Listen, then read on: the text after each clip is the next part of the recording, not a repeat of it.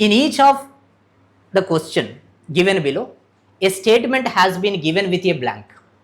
5 words have been given in the options following the statement to make it contextually meaningful and grammatically correct.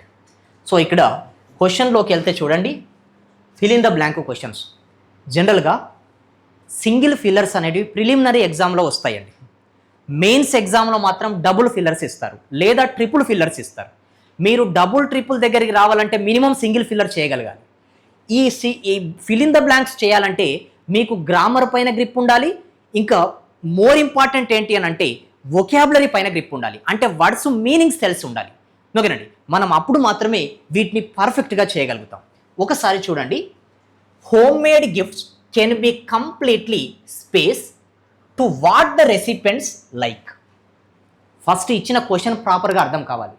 ఓకేనండి, అంటే home made gifts అనేది తీసుకునే వాళ్లకు ఎలా కావాలంటే అలా తయారు చేయొచ్చు అనే మీనింగ్ ఇస్తుంది.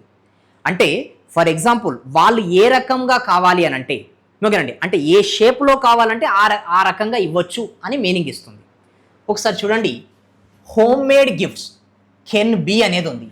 కెన్ బి ఎప్పుడైనా చూడండి, యాక్సిలియరీ వర్బ్ తర్వాత మనం బీ ఫామ్ వచ్చిందనంటే మెయిన్ వర్బు V3లో ఉండాలి. మెయిన్ వర్బు V3లో ఉండాలి. ఇగో ఇక్కడ యాక్సిలియరీ వర్బ్ ఏంటండి? కెన్. కెన్ తర్వాత ఏమొచ్చింది? బి వచ్చింది. తర్వాత ఏం రావాలి? V3 రావాలి. ఓకేనండి, V3 రావాలి. అంటే ఫర్ ఎగ్జాంపుల్ చూడండి, ఇక్కడ మనకు V1 ఉంది. ఓకేనండి, ఫర్ ఎగ్జాంపుల్ ప్రిపేర్ అంటే తయారు చేయడం. V2 ఏంటండి? ప్రిపేర్డ్. V3 ఏంటి? ప్రిపేర్డ్. ఫర్ ఎగ్జాంపుల్ ఇలా రాస్తున్నాను, food can be prepare. Food can be prepare అని ఉంది. చూడండి, ఇది సబ్జెక్టు. కెన్ బి వచ్చిన తర్వాత ఏం రావాలి? V3 రావాలి. ఏమొచ్చింది? V1. అంటే ఇక్కడ మిస్టేక్ ఉన్నట్టే కదా. ఏం రావాలి? V3 రావాలి. అంటే V3 రావాలి. చూడండి, కెన్ బి వచ్చిన తర్వాత వచ్చే వర్బ్ ఎందులో ఉండాలి? V3లో ఉండాలి. ఇక్కడ ఇచ్చిన వర్బులు కనుక మీకు ఏ ఫామ్లో ఉందో తెలిస్తే ఇమీడియట్గా మీరు ఆన్సర్ చేయవచ్చు. సో ఇచ్చిన వర్బ్ కనుక ఏ ఫామ్లో ఉంది, సో కెన్ బి తర్వాత ఏం రావాలండి? V3 రావాలి. ఏం రావాలండి? V3 రావాలి. చూడండి, ఆల్టర్స్ అనేది V5 అవుతుంది. ఆల్టర్స్ అనేది V5 అవుతుంది. మనకు కావాల్సింది V3. అంటే ఇది ఆన్సర్ కాదు. ఫార్మ్డ్ అనేది ఏమవుతుందండి? V3 అవుతుంది. ఇది ఒకసారి ఇలా పక్కకు ఉంచండి. ఓకేనండి, అది మీనింగ్ఫుల్గా మనం సెట్ చేయాలి. టైలర్డ్. ఓకేనండి, టైలర్డ్. ఫమ్డ్ అని అంటే స్ట్రాంగ్గా ఉండడం. అసలు స్ట్రాంగ్గా ఉండడానికి ఇక్కడ దీనికి ఏం సంబంధం లేదు. మీనింగ్ ఏంటి అని అంటే హోమ్ మేడ్ గిఫ్ట్స్ అనేటివి తీసుకునే వాళ్ళు రెసిపెంట్ ఎలా కావాలంటే అలా తయారు చేయవచ్చు అనే మీనింగ్ ఇస్తుంది. కానీ ఇక్కడ స్ట్రాంగ్ అనేది కాంటెక్స్ట్ కాదు కాబట్టి this option can be eliminated. Tailored అని అంటే ఏంటండి? తయారు చేయడం. ఓకేనండి, ఎలా కావాలంటే అలా తయారు చేయడం అన్నట్టు టైలర్డ్ అనేది.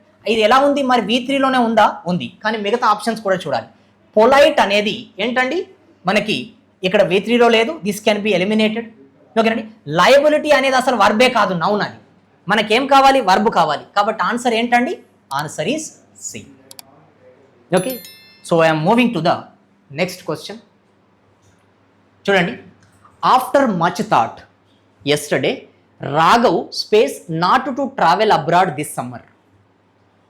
సో ఇక్కడ ప్రాపర్గా క్వశ్చన్ కనుక అర్థం చేసుకుంటే మీరు ఆఫ్టర్ మచ్ థాట్ అంటే చాలా ఆలోచించిన తర్వాత, ఎప్పుడు? అది ఎస్టర్డే అంటే పాస్ట్లోనే కదా. ఓకేనండి, Raghav space not to travel abroad this summer అంటే చాలా ఆలోచించిన తర్వాత ఈ సమ్మర్లో అబ్రాడ్కు వెళ్ళొద్దు అని డిసైడ్ అయ్యాడు అనే మీనింగ్ ఇస్తుంది. ఓకేనండి, అంటే ఇప్పుడు ఇదంతా కూడా డిసైడ్ అవ్వడం అనేది ఏంటండి? పాస్ట్లోనే కదా. పాస్ట్ అని అంటే మనకు వర్బ్ ఫామ్ ఏం రావాలి? V2 రావాలి. ఏం రావాలండి? వర్బ్ 2. రాఘవ్ అనేది సబ్జెక్టు, వర్బ్ అనేది V2 రావాలి. చూడండి, రిజాల్వ్డ్ అనేది ఎలా ఉంది? V2లోనే ఉంది. రిజాల్వ్డ్ అంటే మీనింగ్ ఏంటి అని అంటే నిర్ణయించుకోవడం. నిర్ణయించుకోవడం అని రిజాల్వ్డ్ అని అంటారు. చూడండి, కన్క్లూడ్స్ అనేది V5 కాబట్టి మనకు రావాల్సింది V2. This can be eliminated. Resolves అనేది కూడా V5. ఇది కూడా ఎలిమినేట్ చేయవచ్చు. కామెంట్స్ అంటే స్టార్ట్ చేయడం, ఇది V1. ఓకేనండి, పాస్డ్ అని అంటే V3 కానీ ఇక్కడ పాస్ చేయడానికి ఏం లేదు. ఓకేనా, అంటే ఒక ప్లేస్ నుంచి ఇంకొక ప్లేస్కు మార్చడానికి ఏం లేదు. కాబట్టి ఆన్సర్ ఏమవుతుందండి, నిర్ణయించుకున్నాడు, రిజాల్వ్డ్. ఒకటి కాంటెక్చువల్గా కరెక్ట్ అవుతుంది, ఇంకొకటి ఎలా ఉంది, మనకు V2 ఫామ్లోనే ఉంది, రిజాల్వ్డ్ అనేది అంటే నిర్ణయించుకోవడం. V1 ఏమవుతుందంటే రిజాల్వ్ అవుతుంది, V2 ఏమవుతుందని అంటే రిజాల్వ్డ్ అవుతుంది. ఓకేనండి. సో నెక్స్ట్ క్వశ్చన్ కనుక చూస్తే, administration has taken positive steps to space the education system.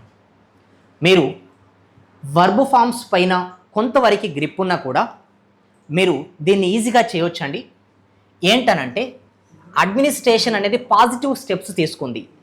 ఓకేనండి. ఎందుకు, ఆ ఎడ్యుకేషన్ సిస్టాన్ని ఏం చేయడానికి అనేది ఇక్కడ బ్లాంక్. చూడండి, మనకి 2 తర్వాత ఏం రావాలి అని అంటే V1 రావాలి. ఓకేనండి. ఏం రావాలండి, V1 రావాలి. 2 అనేది ఇక్కడే ఉంది కదా, తర్వాత వర్బ్ ఫామ్ ఏం రావాలి, V1 రావాలి. కొన్ని సందర్భాలలో V4 కూడా ఉంటుంది, కానీ V4 ఇచ్చిన ఆప్షన్ ఏది కూడా లేదు ఇక్కడ, కాబట్టి దాన్ని కన్సిడర్ చేయం. 2 తర్వాత ఏం రావాలండి, వర్బ్ V1 రావాలి. ఇంక్రీజ్ అనేది V1లోనే ఉంది కాబట్టి ఒకసారి సెట్ అవుతుందా లేదా చూద్దాం. డివైజ్డ్ అనేది V2, మనకేం రావాలండి, V1 రావాలి. This can be eliminated. Renovated అంటే మళ్ళీ బాగు చేయడం. ఓకేండి, అంటే our house is being renovated, మళ్ళీ కొత్తగా చేస్తున్నాం. కానీ రినోవేటెడ్ అనేది ఏంటండి, V2, మనకు ఆన్సర్ కాదు. రివ్యాంప్ అనేది V1లోనే ఉంది. డిస్పెల్ కూడా V1లోనే ఉంది. డిస్పెల్ కూడా V1లోనే ఉంది. డిస్పెల్ అంటే చెదరగొట్టడం, తీసేయడం. ఓకేనండి, ఆ మూఢనమ్మకాలన్నీ తీసేయండి అని అంటారు. ఓకేనండి. So dispel your negative thoughts. ఓకేనండి. కానీ ఇక్కడ కాంటెక్చువల్గా సెట్ అవుతుందా, administration has taken positive steps to dispel education system. Education సిస్టాన్ని తీసేయడం పాజిటివ్ స్టెప్స్ ఎలా అవుతాయి, కాంటెక్చువల్గా సెట్ కావడం కాదు, సెట్ కావడం లేదు, కాబట్టి ఇది ఆన్సర్ కాదు. రివ్యాంప్ అంటే ఓకేనండి ఏంటండి, మళ్ళీ న్యూగా చేయడం. ఓకేనండి, అంటే ఏమైనా మిస్టేక్స్ ఉంటే సరిదిద్దడం. మరి ఇది అవుతుంది కదా, ఇక్కడ V1 D అనేది సెట్ అవుతుంది. మరి ఇంకొకటి ఏముందండి, ఇంక్రీజ్. ఎడ్యుకేషన్ సిస్టాన్ని ఇంక్రీజ్ డిక్రీజ్ అనేది కాదు, కాబట్టి ఆన్సర్ ఏమవుతుంది, answer is D. Okay. So ఈ క్వశ్చన్స్ అన్నీ కూడా ప్రీవియస్ ఇయర్స్ క్వశ్చన్స్ అండి. వీటి వల్ల మీకు ఏంటంటే కొంత ఐడియా వస్తుంది, అంటే క్వశ్చన్స్ ఎలా రావడానికి ఛాన్సెస్ ఉంటాయి, వస్తే మనం ఎలా చేయాలి అని. ఒకసారి చూడండి, health and education sectors are one of the most space sectors in the global market. మీకు ఆల్రెడీ ఇంతకుముందు వన్ ఆఫ్ వచ్చినప్పుడు నౌన్ ఎలా రావాలి, ప్లూరల్లో రావాలి. ప్లూరల్లో వచ్చింది కదా, ఇది ఓకే. కానీ ముందు ఉన్నది ఏంటండి, మనకు చూడాలి. సో ఇక్కడ చూడండి, one of the most sectors అనేది నౌను. సెక్టార్స్ అనేది ఏంటండి, నౌను. ఇక్కడ వచ్చే వర్డ్ ఏదైతే ఉంటుందో అది సెక్టార్కే మీనింగ్ యాడ్ చేస్తుంది. అంటే నౌన్ కదా ఇది, నౌన్కు మీనింగ్ యాడ్ చేసే వర్డ్ ఏమవుతుంది, యాడ్జెక్టివ్ అవుతుంది. ఏమవుతుందండి, యాడ్జెక్టివ్. అంటే ఇక్కడ కంపల్సరీ యాడ్జెక్టివే రావాలి. గ్రామర్ పాయింట్ ఆఫ్ వ్యూలో చూస్తే ఇది నౌను. నౌన్ గురించి చెప్పే వర్డ్ ఏం కావాలి, యాడ్జెక్టివ్ కావాలి. మరి యాడ్జెక్టివ్ అని అంటే ఇక్కడ ఆప్షన్లో ఏది యాడ్జెక్టివో మనకు కావాలి. ఇంపార్టెన్స్ అనేది నౌను, ఇంపార్టెన్స్ అనేది నౌను, కాబట్టి అది ఎలిమినేట్ చేయవచ్చు. లుక్రేటివ్.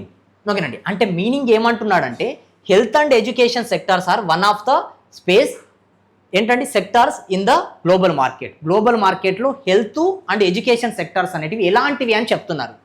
ఓకేనండి, ఇది ఏంటండి మనకి యాడ్జెక్టివ్ కాదు. బెనిఫిట్ అనేది కూడా నౌనే, బెనిఫిట్ అనేది కూడా నౌనే. ఓకేనండి, ఏం కావాలి మనకి, యాడ్జెక్టివ్ కావాలి. నెసెసిటీ అనేది కూడా నౌనే, ప్రాఫిట్ అనేది కూడా నౌనే. లుక్రేటివ్ ఏంటి అని అంటే యాడ్జెక్టివ్. లుక్రేటివ్ అని అంటే మీనింగ్ ఏంటి అని అంటే లాభదాయకమైనది. ఏంటండి, లాభదాయకమైనది. సో ఇవి ఈ రూల్ కనుక మీకు తెలిసింది అనుకోండి, అంటే ఇక్కడ యాడ్జెక్టివ్ రావాలి. ఇందులో యాడ్జెక్టివ్ ఏంటో మనం ఐడెంటిఫై చేయగలిగితే దెన్ అవర్ ఆన్సర్ ఈస్ ఏంటండి, డి. ఈ క్వశ్చన్స్ అన్నీ కూడా IBPS PO ప్రిలిమినరీ ఎగ్జామినేషన్లో అడిగిన క్వశ్చన్స్. ఓకేనండి. సో ఇక్కడ ఇవన్నీ కూడా ఒకసారి మీరు రూల్స్ రాసుకోండి ప్రాపర్గా. అంటే ఎక్కడెక్కడ ఫర్ ఎగ్జాంపుల్ వన్ ఆఫ్ వచ్చిన తర్వాత ఏం రావాలి, నౌన్ ప్లూరల్గా ఉండాలి, లేదా ప్రనౌన్ వచ్చినా ప్లూరల్గానే ఉండాలి. ఓకేనా. సో ఇవి అండి. సో నెక్స్ట్ పేపర్స్ నుంచి వీడియోస్ వస్తున్నాయి. ఓకేనా. So if you find this content useful, share the video with your friends and also do not forget to subscribe the channel. Okay, thank you.